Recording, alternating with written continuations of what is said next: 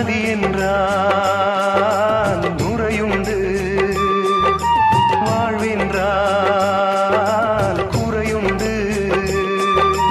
ஐப்பசி வந்தால் அடைமழை காலம், சிலராயுள் முழுதும் ஐப்பசி மாதம். கடவுளும் நீயும் ஒரு தாய் பிள்ளை, இருவரும் தனிமரம் தானே.